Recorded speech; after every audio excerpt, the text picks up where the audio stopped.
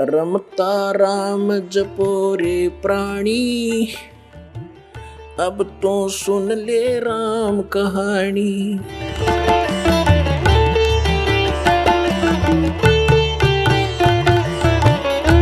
आप ऐसे भी साधक रहे हैं किसी जन्म में, जैसे घर त्याग गए और फिर क्योंकि घर त्याग दिया जंगल में जा बैठा और जंगल में भूख लगी, वन से फिर वापस आया, भिक्षा मांगी। ऐसे ऐसे भी पुण्यात्माओं की जानकारी हमें मिली कि ये ऐसे साधना करता था, गांव से रोटी मांग लाता था, सूखी साकी जैसी कोई देता था और एक दो रोटी खाता था, बाकी टांग देता था कपड़े में बांध के वृक्ष के। वो सूख जाती थी 2-3 दिन, उन्हीं को भिगो भिगो कर खाता था, फिर दूसरे तीसरे दिन फिर मांगने जाता था। तो परमात्मा कहते तुम ऐसे भी साधक रह चुके हो, इतनी श्रद्धा से ऐसे संयमी भी रहे, और जिस कारण से आपको क्या मिला, इंद्र कुबेर ईश की पदवी, ब्रह्मा वरुण धर्मराया, विष्णुनाथ के पुर को जाके तो फिर भी वापस आया। ऐसी साधना, ऐसा कति वैराग बना करके, सब कुछ त्याग करके, इतना संयमी रह करके कठिन साधनाएं करने से भी तुझे क्या मिला, इंद्र कुबेर ऊपर के देवता बना दिया। इंद्र किसे कहते हैं? स्वर्ग के राजा को। अब पुण्यात्माओं, हम तो यहाँ एक MLA MP सरपंच बन जाने सोचो, पता नहीं क्या बन गए, अनजानपने में, बगैर ज्ञान के ये बकवाद बहाओ प्राणी को। अब इससे तुलना हो जाएगी कि राज्य की क्या आवश्यकता है, कि कैसा है ये राज्य। एक ये इंद्र कैसे बनता है, इसका या तो ये इतना पुण्य करे, धर्म यज्ञ करे, 100 मन देसी घी, एक मन में 40 किलो, 100 मन देसी घी एक बार की यज्ञ में लगावे, उसमें हवन भी हो, भंडारे भी हो। अब जैसे जिसमें 100 मन घी यानी 4000 किलोग्राम जैसे घी लगेगा, तो वहां अन्य खर्चा कितना होगा, आटे नमक मिर्च दाल का, तो वो तो गिनती है नहीं फिर।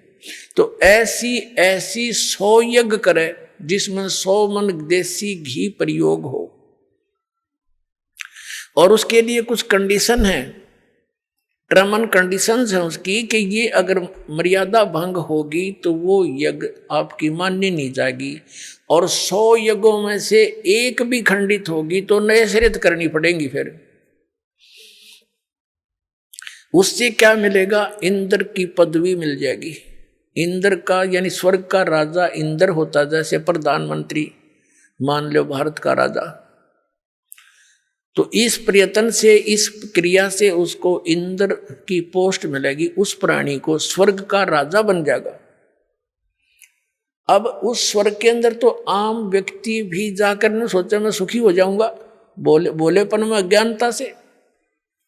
अब परमात्मा हमें क्या ज्ञान देना चाहते हैं, इस ज्ञान से आपको सतलोक की इच्छा जागृत होगी। अब क्या बताना चाहते हैं परमात्मा,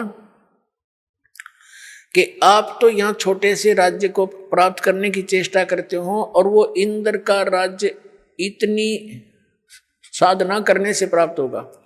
दूसरा उसका तरीका है, इतना तप करे, तप से राज भी प्राप्त होता है, और फिर उसमें भी टर्म एंड कंडीशंस होती हैं।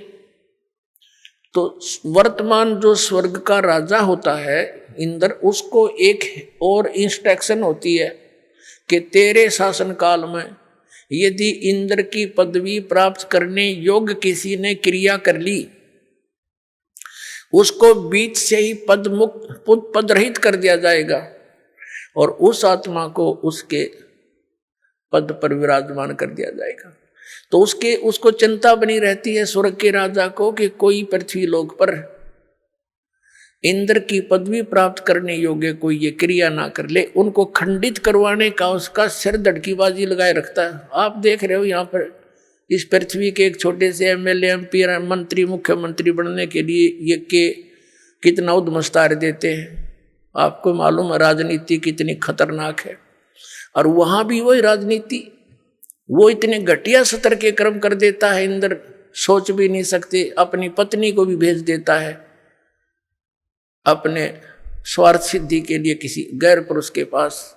तो खाक है ये राज्य, खाक है ये राजनीति। आप सुन रहे थे जगत गुरु तत्वदर्शी संत रामपाल जी महाराज जी के मंगल प्रवचन। अधिक जानकारी के लिए विजिट कीजिए हमारी वेबसाइट www.jagatgururampalji.org।